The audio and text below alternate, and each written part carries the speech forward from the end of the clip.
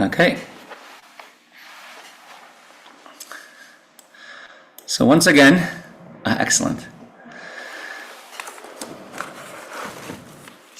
Our Gemara is discussing not playing late, paying up on time. When you pledge a korban, a sacrifice to the Beis HaMikdash, you have to pay on time. Now, I think it's good to just understand the context, because our Gemara brought a brisa which had so many variant opinions. How long does one have to pay up their pledge to the Beis HaMikdash? Whether it's the value of a person, whether it's a korban.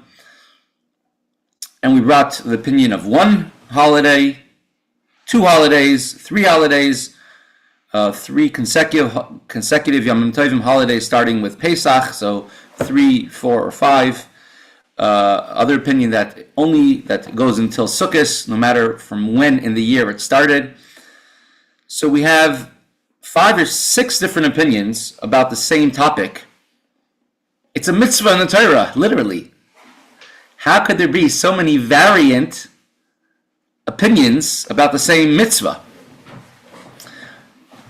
And that's just to bring out the idea. The point is that the mitzvah of the Torah was given to Hashem, by Hashem to Moshe Rabbeinu.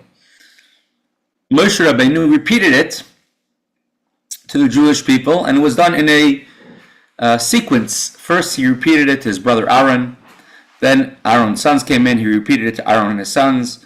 Then the elders came in. He repeated it to Aaron, his sons, and the elders. Then all the Jewish people came in, and he repeated it again to all of them. Then he left. Aaron repeated it to everyone. And then he left. The elders repeated it to everyone. They left. And then everyone reviewed it among each other.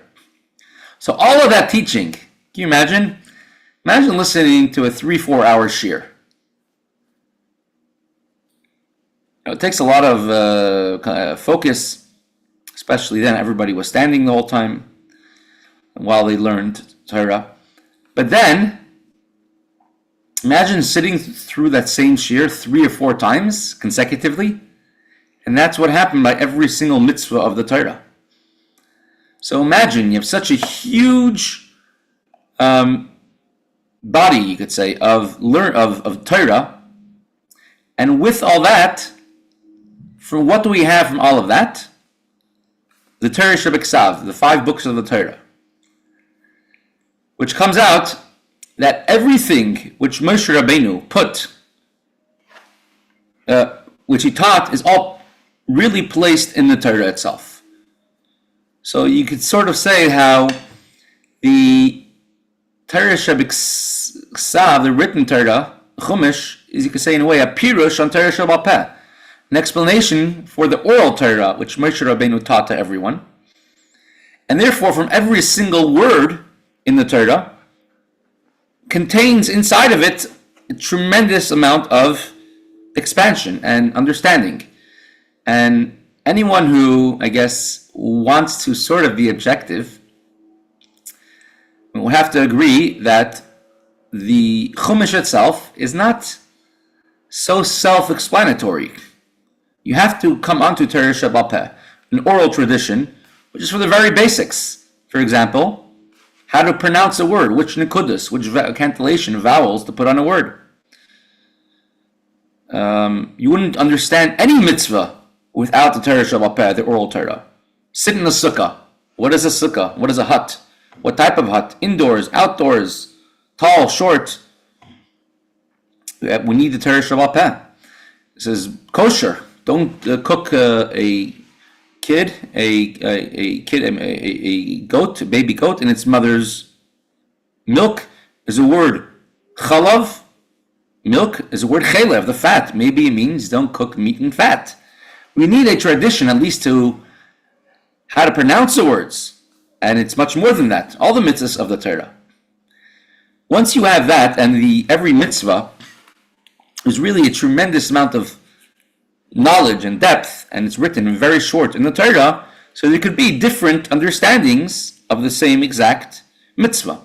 Don't be late. So everyone is focusing. What was Moshe Rabbeinu's intention over here? Was he focusing on the holiday and the Yom Tov itself? Was he focusing on the person? A person should not be late, or the holiday should not go by that you were late. And according to all these opinions of understanding Moshe Rabbeinu, that's how it came to have different understandings on what the halacha is. And these are the things that are open to interpretation. Moshe Rabbeinu left it open. Hashem gave him, we say every morning, 13 principles of teaching the Torah, but in essence, there are many more principles available.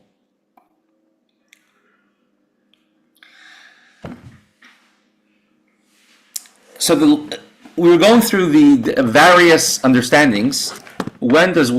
At what point does one must bring the pledge, pay it up by?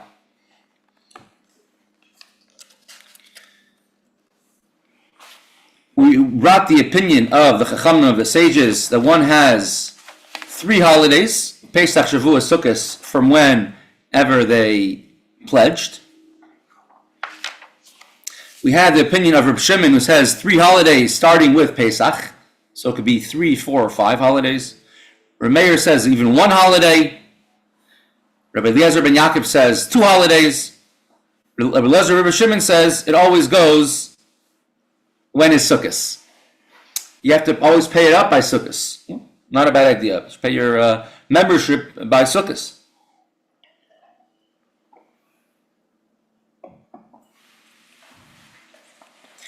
And the Gemara is now going through the same, all the opinions, and saying how they all learning have a different interpretation in the same words of the Torah.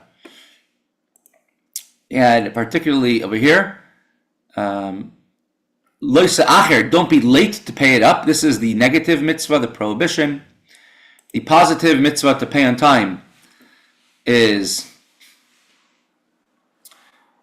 you should only bring a karban where Hashem tells you, Basa Shama, you should come there and bring over there your karbanos, which means your offerings have to be brought to the place where Hashem chose, the Beis HaMikdash, at the time that you come, which means on the holiday, on the Yom Tiv. And Reb Meir says that this is coming to teach you for the entire mitzvah. Bring everything, don't come late. At the time that you must bring, you bring everything. It's a law in the karban. The karban cannot be brought late, and that includes the negative prohibition. The Chaim say this is just a positive thing. Bring it, best to bring it at the first time. But if you didn't bring it in the beginning, you still are able to bring it the next few times. So come up to the top of the page, remember the opinion. Rabbi Elazar ben Yaakov. Rabbi Elazar ben Yaakov says, once 2 festivals have passed, you have transgressed the prohibition of do not delay paying up your pledge. Once 2 holidays have passed. So the Gemara will now ask, what is the reason of Rabbi Elazar ben Yaakov? 2 festivals have to be passed to transgress the prohibition. Rabbi Elazar ben Rabbi Yaakov Mai Taima, what is the reason that Rabbi Elazar ben Yaakov says you have up to 2 holidays to pay up your pledge? So Gemara explains, Tichsiv, he brings a completely new pasuk, a completely new verse.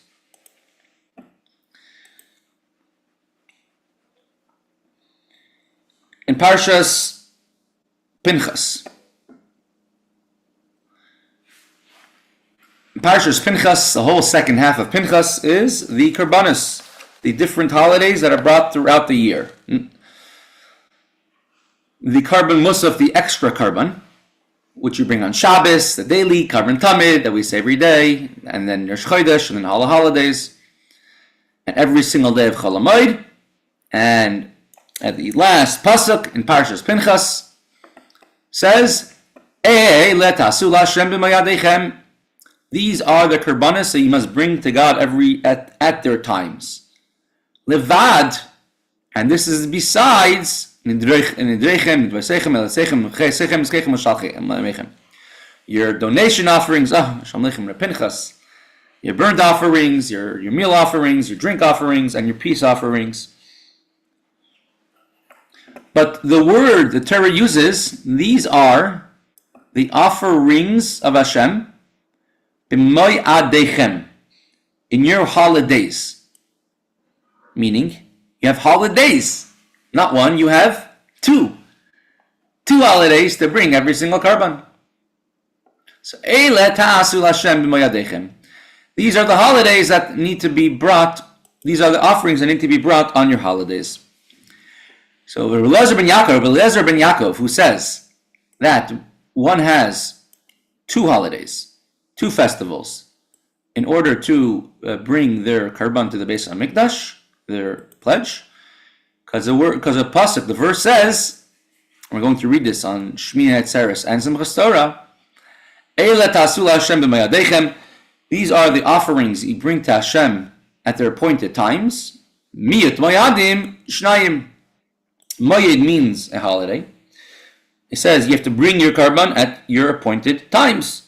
So the minimum of multiple is 2.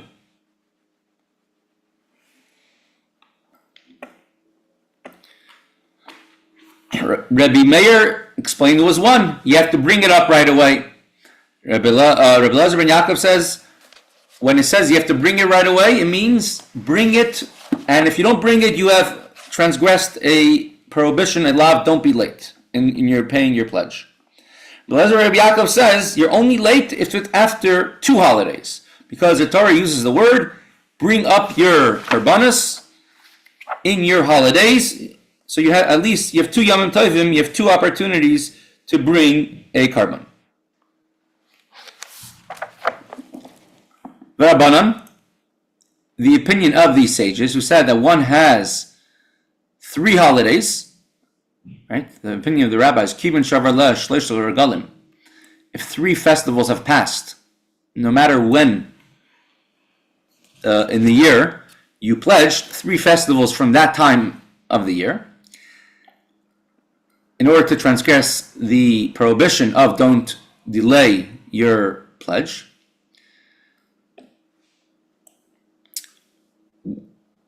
How do they explain this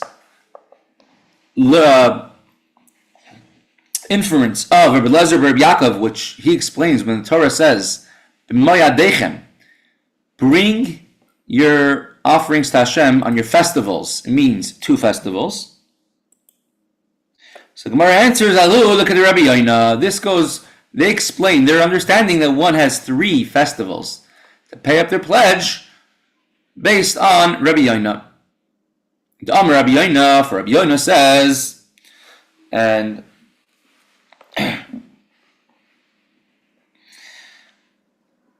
Mesechta Shavuos, Hikshu kol hamoyadim kulam zelazeh. Every single holiday, Yom Tov, are connected to each other. Why? Because the Torah says a word, mo'adechem. These are your offerings in your holidays. It's not coming to teach you have to pay up your pledge by a certain time limit, 2 holidays. Rather, it's coming to tell you that all the holidays, which over here it's Sukkos and Shmini Atzeres, previously the previous Aliyah is Rosh Chodesh, Shabbos, Shavuos, Hashana, Yom Kippur, Pesach. They all share a characteristic, Mo'adechem. All of them are included in one large category, which is Shekulam Mechaprim Al Tumas Mikdash V'Kadashav. All of them can atone for a sin of impurity. If somebody entered the Beis HaMikdash while they were impure, didn't go to the mikveh before, or they touched a dead body and didn't wait 7 days, weren't sprinkled, and it's a tremendous Avera, sin, they receive Misa B'dei Shemayim, death by the hands of heaven. All these holidays, Yom Tovim, each have a Seir Chatas. Oh, it's flying around there. A Seir Chatas, a sin offering. And the sin offering...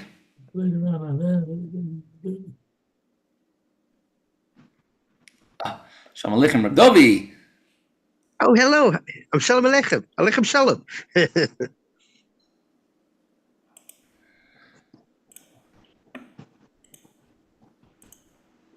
So all of them have a sin offering,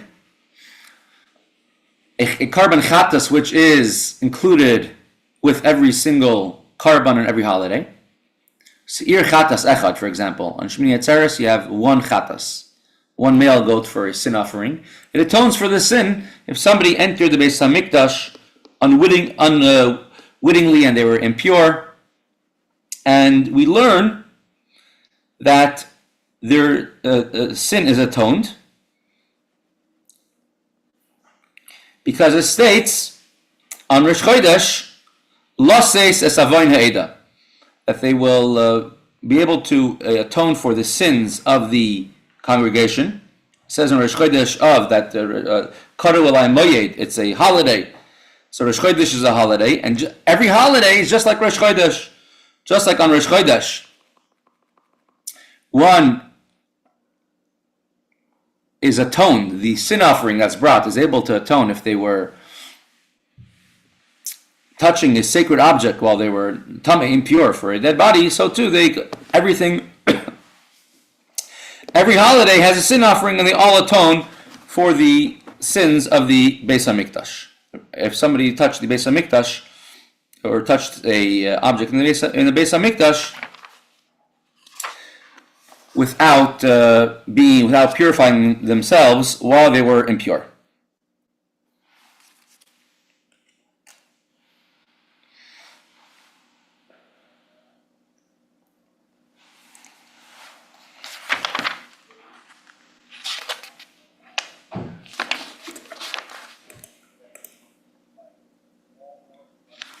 Ask the Gemara back. Rebbe Shimon.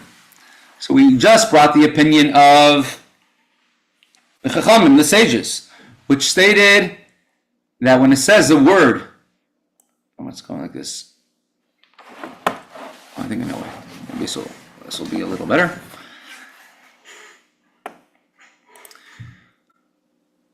When it says these are the offerings you bring to Hashem, b'mo'adechem. Mo'adechem is at your set holidays, multiple holidays. He says from there we learn one has 2 holidays to pay up their pledge. The Chacham and the sages says one has 3 holidays to pay up their pledge, and they said the word Mo'adechem is coming to teach you a different halacha, that if one went and touched a sacred object while they were tamei, impure, so if they were unaware of it, they are and a Yom Tov already passed, they don't have to bring another atonement because a Yom Tov sin offering atoned for them. Rabbi Lezer, Reb Shimon, we had 2 different Rabbi Lezers. We had Rabbi Lezer, Rabbi Yaakov, who said that one does not transgress until 2 festivals have passed. Rabbi Lezer ben Shimon says that you must bring up your pledges by Sukkos. Sukkos is a cutoff date. If you have any pledges you have to pay it up by Sukkos. So Rabbi Lezer ben Shimon says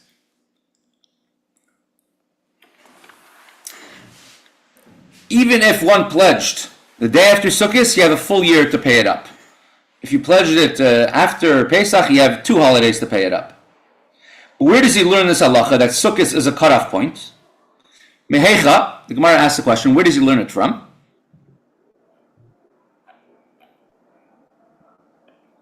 The Tanya, for he learned in a brisa. Lezer Reb Shimon Omer, Reb Lezer, the son of Reb Shimon Bar Yochai, says, Lo Yoimar Chag HaSukkos Shabbat Diber HaKosov in Parashas A, where we're going to lean on Shmini Atzeres,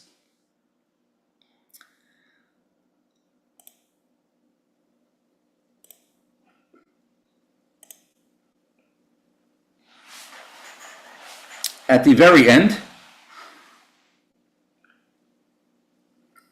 it states,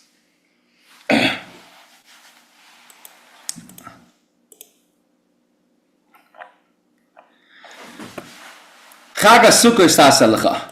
You should make a holiday of Sukkos. Beginning, we spoke about Pesach and Shavuos. At the end, verse 16, 3 times a year come in front of Hashem. On Pesach, on Shavuos, and on Sukkos. The verse before was literally speaking about Sukkos. Verse 13, 14, and 15, we're talking literally about Sukkos. So verse 16 repeats Sukkos. So my time, why does a pasuk? Why does a verse which tells us that we have to come to the Beis HaMikdash 3 times a year? Lo yomer chag Sukkos.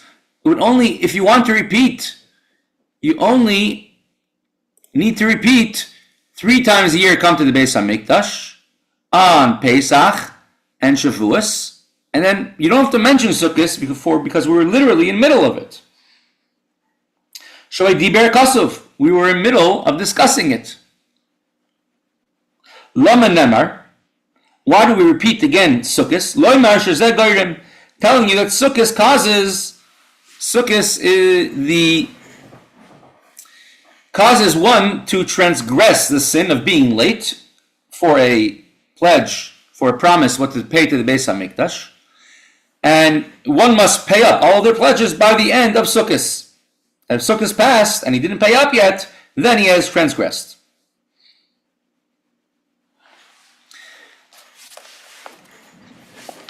So every one of these opinions are each based on another pasuk, and each based on a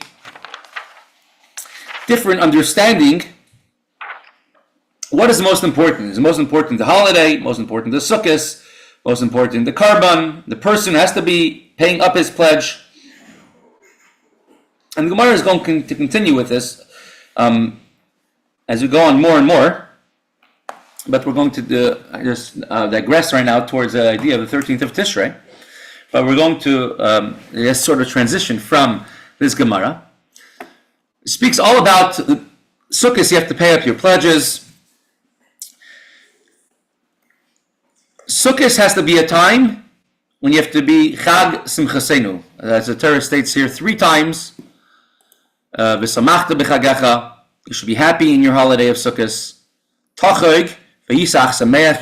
You should celebrate and be only happy. Torah mentions happiness by Sukkos over and over. It's called Chag, the idea of Yom Tov and holiday. And we all know very well by ourselves that a Jew cannot truly be happy knowing that there's other Jews who are suffering. Someone else who is having hardships, wherever they are in the world. In order to be properly besimcha, happy, we are told to pay up all of our tzedakah pledges where we want to help someone else before Sukkos, and that way we can truly celebrate for our own a true simcha. An aunt and uncle of mine, before they were married, they were yichidus by the Rebbe, and so the Rebbe gave them a bracha that if you make bright and warm, all around you is going to be bright and warm in your home as well. So in order to truly be besimcha, to be happy, one must first make somebody else besimcha as well. One cannot truly celebrate a simcha unless they first know that everyone else is taken care of as well. Now, being as today is the 13th of Tishrei, Rebbe Maharash, we'll discuss a little bit of the Rebbe Maharash. Part of the idea of Sukkos is that we are taking the greatest revelations of Hashem, the Sukkah, which is tremendously great. It's called Makifim de Bina, the Makif from the level of Bina, the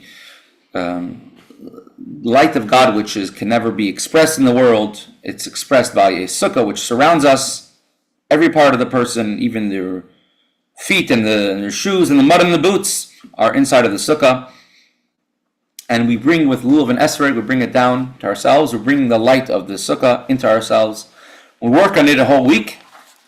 until we internalize it, and then on Shmini Atzeres, we don't have to make a bracha anymore in the sukkah. We don't have to bring it down, for it's already brought down. We still eat in the sukkah. And Simchas Torah already, we don't have to eat in the sukkah anymore.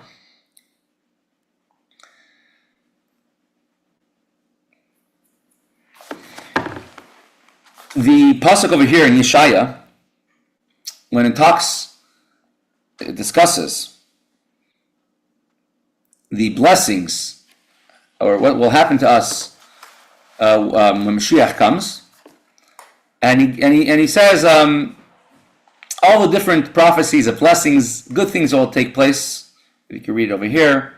Hashem will be make beautiful fruit in Eretz Yisrael. Everyone will have more than they need to eat. Everyone will be holy.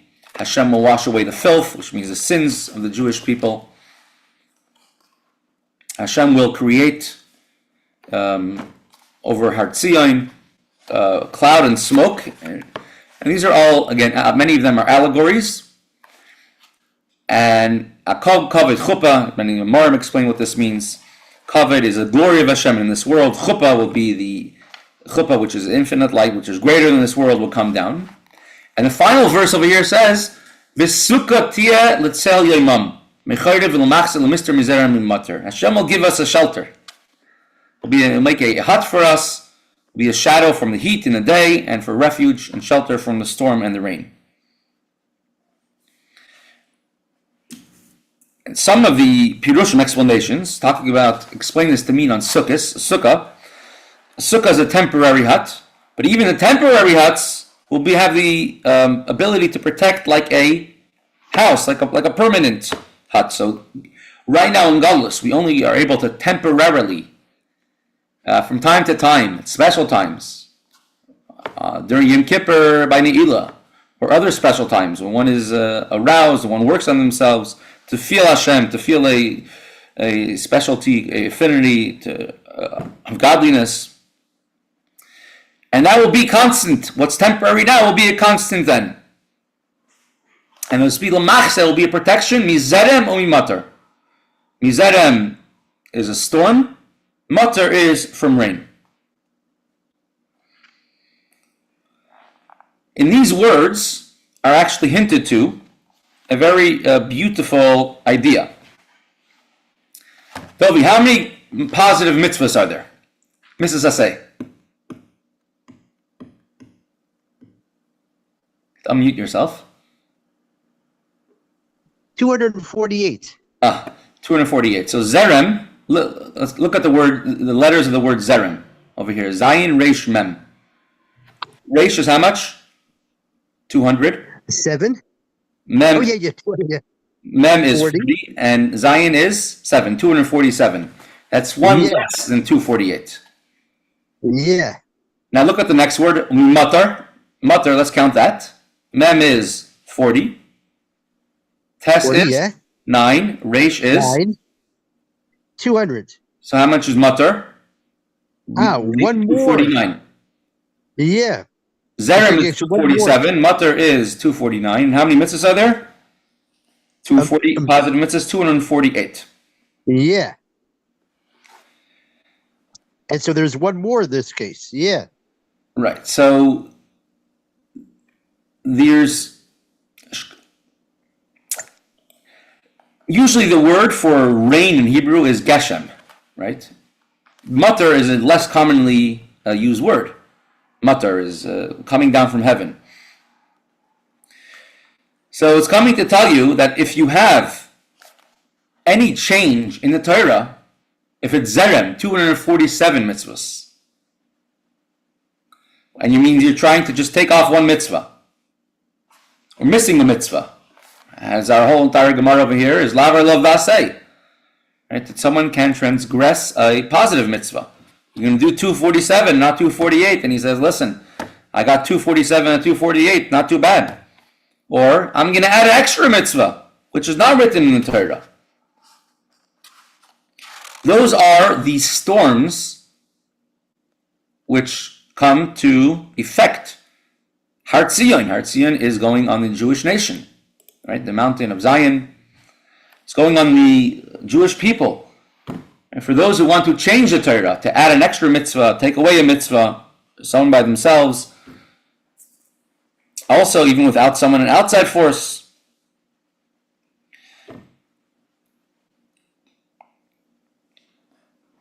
And by a positive mitzvah, the most important thing is action, to do it. And the 7 mitzvahs of the sages added on, for example, washing your hands, and Megillah, and lighting Hanukkah candles. These are not extra mitzvahs of the Torah. These are beautification. You're not you don't have the same status as an actual mitzvah of the Torah of 248. They're a branch of the mitzvahs of the Torah, a branch off. So in order for someone's mitzvahs to be complete, you need a house. Or you can have a sukkah as well. A sukkah, idea of the sukkah, is, as the Maggid of Mizrich explains, that the sukkah brings down from godly revelation down to this world. The holiness of the sukkah is such a great sukkah, it's so great, a person cannot, it brings down the Kedusha of Hashem, a person cannot experience it only through the medium of doing the mitzvah of sitting in the sukkah. And he explains it as just like Shem Meshumagin, Hashem's name has a shield. The sun has a shield to protect us, different layers of the sun to protect us. Otherwise, it wouldn't be too intense for us to handle the heat of the sun. Hashem has many layers of protection. One does a mitzvah, one brings godly light. You're able to sort of break the protection, break and bring down Hashem's godly light directly here. Now, Dovi, if you could remember, who is Yiska? Yiska. Well, because like this Yiska and Lot That's the name for someone. were the children of Haran. Right. Right. Exactly. So, And who was there so another really- name for? Yiska was another name for? Sarah, I read. Exactly. Oh, very good. So what's the last letters of the word Yiska? Yud Samach Chafei, Sukkah. Yeah. Right? So idea of Sukkah. Yes. And why was she called Yiska? You look at Rashi over there. Rashi says that because she was Sacha, she would speak with prophecy. She was one of the Sarah Yemenu was able to speak having prophecy. So through simcha, through joy, especially joy of a mitzvah and joy of Sukkos, you're able to bring Ruach HaKodesh, godly spirit. It says, from the joy of the mitzvah of Simcha Spesa Shoeva, Jews are able to have prophecy. Yonah was one of the people who became a Navi, a prophet, through the joy of the Simcha Spesa Shoeva. One is receptacle through Simcha, through joy. And this is how the Maggid Mizrich explains, besides for every single mitzvah, bringing down godly light, the mitzvah of Sukkah is extra special because it has the extra specialty of Simcha, joy coming with it. The mitzvah is Man Simcha Seinu, the time of Simcha. And therefore, when you have Simcha, you're able to be a protection from anything which is going against the Torah, the Zerem and the Matar, the additions and the subtractions. Well, today is the yahrzeit of the Rebbe Maharash. We'll do some stories of the Rebbe Maharash. One of the Rebbe Maharash is one of only 2 Chabad Rebbes, so we don't have any pictures of. He passed away at the age of 49 in the year 1882. Interestingly, it's one of the Rebbe's first. One of his first, at least, Sfarim that he wrote in the early 1940s. He was tasked by the Friedrich Rebbe to write the biography of the Rebbe Maharash. And here is in English, you can order it if you like. Toldos and more Maharash, Chabad.org has it as well. And you could read the entire book for free on your own time. online. Biography of the Rebbe Maharash. He's buried in the town of Lubavitch on Yud Gimel Tishrei. Passed away on 13th of Tishrei. Starting from the year 1971, the Rebbe actually will make a Fabrengen every year on Yud Gimel Tishrei, 13th of Tishrei. This is currently at the Oyel of the Rebbe Maharash in Lubavitch. Today my brother-in-law, nephews, and a group from Moscow actually went to the Rebbe Maharash's Oyel in Lubavitch today. It's a very hard time to travel right before Yom Tov, but this is the Oyel of the Rebbe Maharash. On the left, on the right is actually the Rebbe Maharash's matzeva. The Nazis during the war, during the Holocaust, they knocked down all the matzevas, all the gravestones in the entire cemetery. And later on, we don't know who, but somebody picked it up and put them back up, and where they were found. Later on, people would visit in the 60s, they were already put back up. But they were put up, the Tzemach Tzedek's matzeva was on the left, and the Rebbe Maharash's on the right, whoever put it back up. But in the actual oil, it was always that the Rebbe Tzemach Tzedek was on the right, and the Rebbe Maharash on the left. So they left the matzevas where they are, and they made new matzevas behind them. And more recent technology, they're able to pinpoint exactly where the oil was supposed to be, where the matzeva was, the shul connected to the oil, and all of this was just recently rebuilt. Literally the most, very, very recently, last 3-4 years.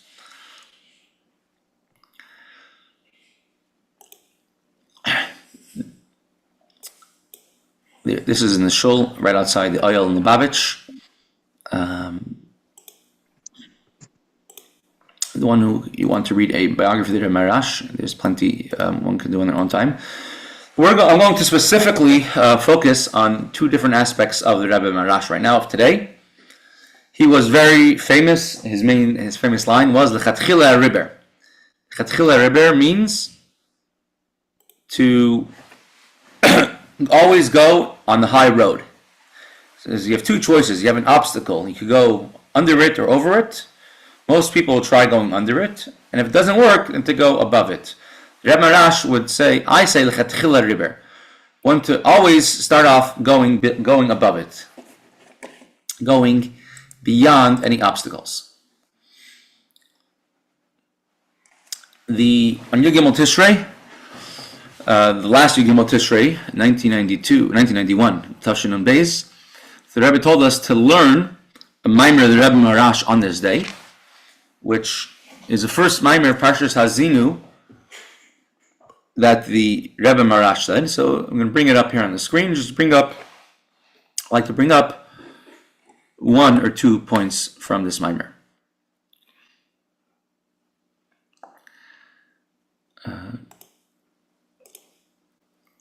Here it is, Kama 50a. And if we have time, we'll go through a few stories of the Rebbe Maharash. It says, Hatzor Tamim Pa'alai Ki Chadrachav Mishpat. Should we a little here on the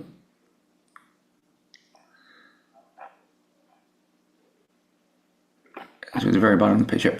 Amar Rabbi Chelina says, Kol ha'omer Kadosh Baruch Hu vatran yivatru chayav. Whoever says Hashem forgives transgressions, then their life will be relinquished.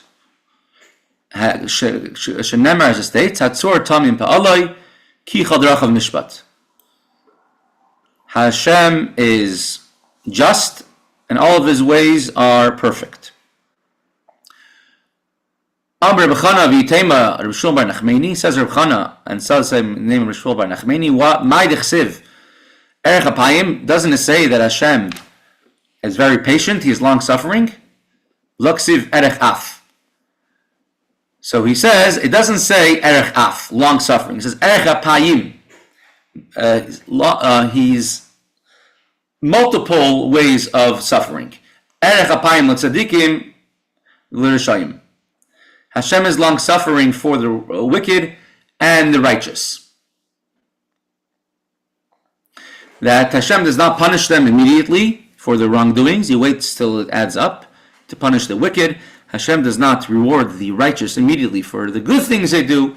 Hashem waits till it adds up in order to pay them, give them a large reward at the end. Now, seemingly, it says, these things which I teach you today, I shall teach you today. And the Gemara says, today we must do a mitzvah, in the next world, we will receive the reward for the mitzvahs that we do. So, Hashem is not forgiving as opposed to waiting to pay up all together at the same time. That's what the Gemara says. So, question is, if you look at the Zohar sounds like many places, Erech HaPayim, the level of Erech HaPayim, Hashem forgives everybody. So, is Hashem forgiving or Hashem just waiting, patient, in order to punish the person even more? So the Rebbe Maharash explains that if you look at the introduction of Zohar, it says that Hashem created the world with the letter Beis, Bereshis. Because the letter Aleph starts with the word Oror. Oror means cursed. And therefore something negative could come. Beis stands for bracha, blessing. And the world's created with a Beis, that Hashem created the world not with the emes, with the truth, which starts with an aleph, but rather he's saying there's two different types of ways you could either judge someone according to their actions, or you could have patience perhaps and give them an opportunity to do teshuvah. And therefore Hashem waits, and Hashem made it tzimtzum in order to give the people who sin a chance to come close to Hashem. And sometimes someone, God forbid, has to suffers, but it's in order for them to get closer to Hashem to do teshuvah. And this is what it means. He says, "Atzor tamim pa'alai." Hashem is just in everything that He does, and everything He does is perfect. Because Avraham, Yitzchak, and Yaakov, who were the most perfect, they were called of all the people who served Hashem. They were able to bring down such great revelations of godliness that every Jew, no matter what, even later generations, is able to access a part of Hashem that is perfect.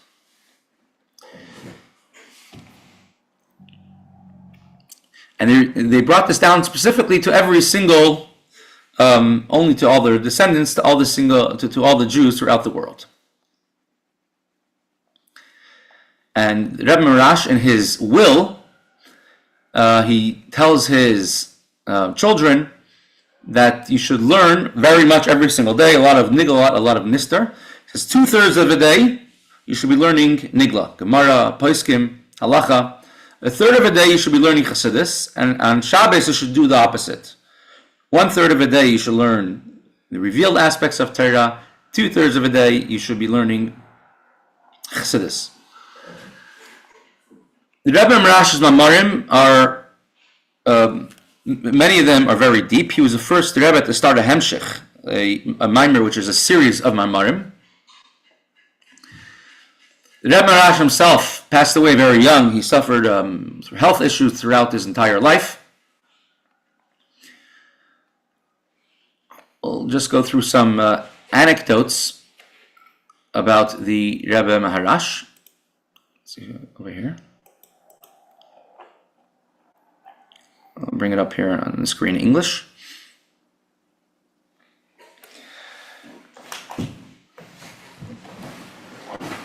We'll bring some from here, some from other places. Actually, also my birthday today.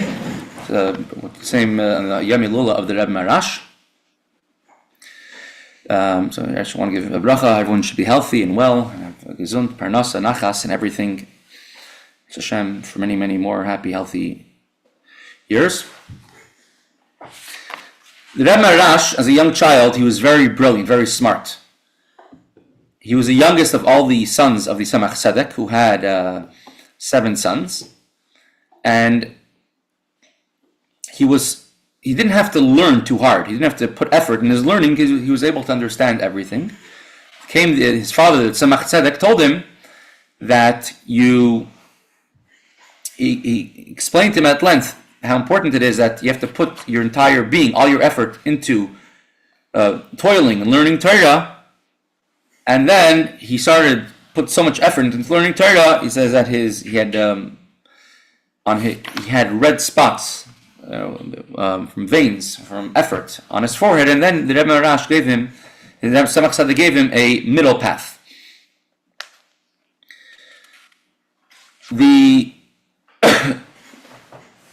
Rebbe Maharash, he was very, you could say, influential in the royal courts in Petersburg. At that time, there were many pogroms against the Jewish people, and the Rebbe Maharash put a lot of pressure, traveling to Petersburg, to capitals, countries. The Rebbe Maharash traveled out of the country. The Rebbe Maharash traveled to France and to Germany, put pressure on the Russian government to stop the persecution of the Jewish people. And the Russian government, the ministers, were very angry at the Rebbe Maharash. There were government-sanctioned pogroms going on constantly then. And they were angry. The Rebbe Maharash himself was arrested multiple times, only temporarily. There was another chassid, Rabbi Naimark, who was put into prison instead of the Rebbe Maharash, and he suffered. He was there for several years in prison. He was finally freed after the Rebbe Maharash's Sukkos. And the Rebbe Maharash was told many times, if you keep bringing international pressure on us, we're going to find a way to finish you off. And the Rebbe Maharash said, I'm not scared. I'm going to continue going in the ways of my parents, who were willing to put aside everything for another Jew. And there was one time the Rebbe Maharash said that he was ready to tell the Russian government, the ministers, that if you continue in the persecution of the Jewish people, I will move to Eretz Yisrael. I will leave Russia, go to Eretz Yisrael, and I'll take with me 100,000 Chassidim, and it'll be a tremendous blow to the Russian, government. But at that point, there was a movement called Bilu, called Beis Yaakov L'chuvanelcha, say the forerunner of Zionism, and which the idea was that instead of Torah keeping the Jews together, we need a Jewish state to keep the Jewish people continuing. And those who were running that were all those who were fighting against the Maskilim, those who were fighting against the ways of the Torah and the mitzvahs. And the Rebbe Maharash said, if I would have gone to Eretz Yisrael, it would have strengthened this movement, and therefore I didn't go. Had they added on the words, Be'or Hashem, I would have gone. Bilu, the Hebrew letters are Beis, Yud, Lamed, Vav, which stands for Beis Yaakov L'chuvanelcha. It's a pasuk from Tehillim. Let us go up to the house of Jacob, let us go up to Eretz Yisrael. Our Jewish nation, let us go. But the next words are Be'or Hashem, in the way of Hashem. Had they added on the words Be'or Hashem, I would have gone as well.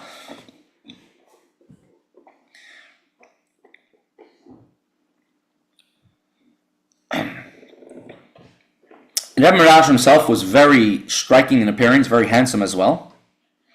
To do justice is not even possible in everything of the Rebbe Maharash, whether it's in the ways he connected with people, the way he helped Yidden, the depth of his Mamarim, his lifestyle, which he lived very influential, very very lavishly, unlike all the other Rebbes. So even The Rebbe Maharash one time had to, one of the reasons he was very sickly is when the Rebbe Maharash was in Pittsburgh, the capital city once. There was a certain, a woman who was one of the dignitaries, a very distinguished woman, asked, "Who is this very handsome man?" Says, "Tell him to come to me." And they told him, this is from the Schneerson family. She sent an invitation to go see the Rebbe Maharash to come see her. And the Rebbe Maharash understood that what she wanted was not something good. And so Rebbe Maharash, he wrote prescriptions for himself, and he took a medicine which made him sick. And he sent the message back that I'm very, very sick, and I had to leave the city right away. Many of the stories of Rebbe Maharash are more well known, and you can read them over here. You can read them in other places. The first year of the Rebbe became Rebbe, year 1951. On his yard site, the Rebbe said on Shabbos after Mincha, the Rebbe said many stories of the Rebbe Maharash. You can find them all printed up online. So,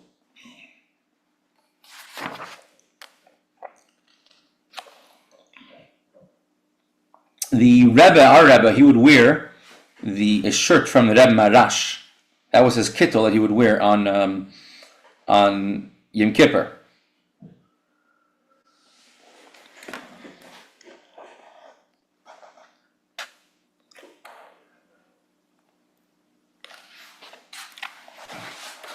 Before the Rebbe Maharash became Rebbe, he was very non-assuming. He used to try hiding his knowledge or his greatness. He says one time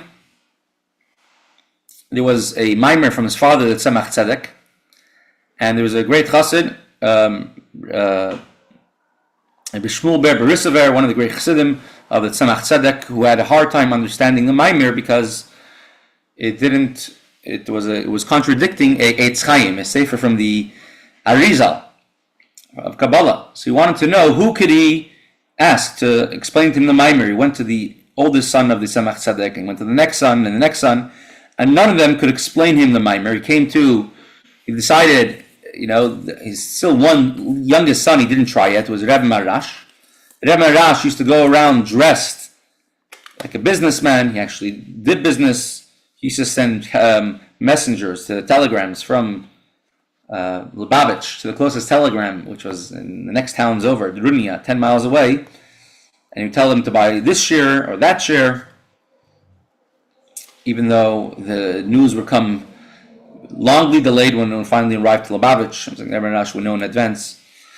He decided it's late at night, but let me try the Rebbe Maharash, the youngest son. Came to the Rebbe Maharash, and he saw the lights were on in his house. And he climbed up, he saw through the windows that Rebbe Maharash was actually learning that exact sefer we had a question on, the Eitz Chaim. So he went around, he knocked on the front door of the house, and the Rebbe Maharash comes to the door and he says, "Who is it?" And he says, "This is Shmuel Ber Berisaver," who was a well-known chassid. So Rebbe Maharash said, "Just 1 minute," and it took a very long minute. Then the Rebbe Maharash opened the door and he says, "Shmuel Ber, what's wrong? Why are you coming to me in the middle of the night?" And he looks inside and he sees the same table with the Rebbe Maharash a few moments before was learning. The Eitz Chaim was now covered with newspapers in Russian and German and other languages.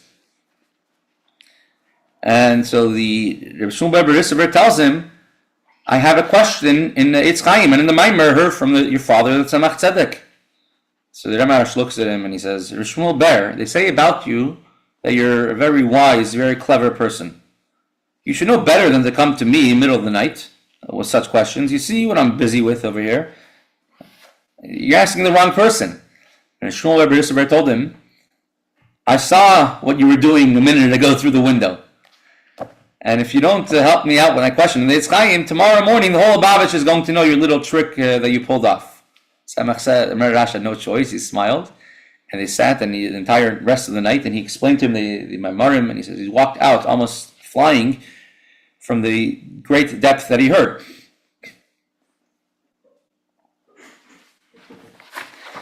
The Rebbe Maharash, one time when he was traveling before he became Rebbe, during the time of his father Tzemach Tzedek, he went to the city of Belz, and when he was traveling, he stopped by the city of Belz in Poland, and he went to the Sar Shalom of Belz. Sar Shalom of Belz was a student, I think, of the Chayzer of Lublin. He was the first Belzer Rebbe. He's a famous story who stayed up 1,000 days and 1,000 nights learning non-stop in order to learn with Eliyahu Hanavi. He built the shul by himself. Belz is very one of the things that they do very strongly is building beautiful shuls, starting because Eliyahu Hanavi learnt with the Sar Shalom of Belz halachas of building a shul, and Sar Shalom became blind near the end of his life. He had to walk. There was a gabbai who would walk with him where he went. He said he would go every day to build a shul by himself. Even though he was blind, I think his wife would help him pick up the bricks. He said, if I was able to, I'd build the whole building myself. Belz is I think the biggest shul in the world, I think, is a Belzer shul in Yerushalayim, the most seats, the biggest area. Very beautiful place. I've been there multiple times. It's a nice place to learn as well. And one of their things is that only Jewish people are allowed to build a shul. So it took them 17 years to build a shul in Eretz Yisrael. And so at the end of his life, he was blind. And the Rebbe Maharash came once to visit him, to see him, and he wasn't dressed as anyone unique. He was dressed as a businessman. This is before the Rebbe Maharash became Rebbe. He was very young. And the Rebbe Maharash, when he came in, no one paid him any special attention, and he stood in the corner of the room, and he wanted to observe the Sar Shalom of Belz. And when the Sar Shalom walked in, and he couldn't see, he's being led by his gabbai. The Sar Shalom of Belz, when he walks in, instead of going to the place where he sits by himself, he lets go of the hand of the gabbai, and he starts walking. He walks straight to the corner where the Rebbe Maharash is, and he grabs him by his sleeve. And he says, "Who are you?" Everyone around turns around. Everyone there says, "This is just a businessman." And the Sar Shalom turned to the Rebbe Maharash and he says, "You can't hide from me. And he turned to everyone and says, "Yes, he is a businessman. The business he deals with is Adam Kadmon and Atak Yomin, the levels of Ishtalshalos. That's his business." And one of the things then is he wanted to give the Rebbe Maharash a shirayim, the leftovers of the food of a tzaddik, which is a big skula, and the Rebbe Maharash didn't want to take it because he says in Chabad our custom is not to have shirayim, not to take the leftovers of the food of the Rebbe. So the Sar Shalom told the Rebbe Maharash, "If I tell you the secrets, the inner meaning of shirayim, will you do it?" He said yes, and so he whispered in his ear for about 20 or 30 minutes about the idea of the Rebbe Maharash, about the idea of shirayim. And Rebbe Maharash was a stalik on Yud Gimel Tishrei, and unique on the Yud Gimel Tishrei when the Rebbe Fabreng, the Rebbe said there's many reasons to Fabreng on this day. The revealed reason is because it's the yahrzeit of the Rebbe Maharash, which means that it's many special things, many specialties on this particular day. So we should have a freilich yamtiv, a good yamtiv, and only Besuras Taivas. Indeed.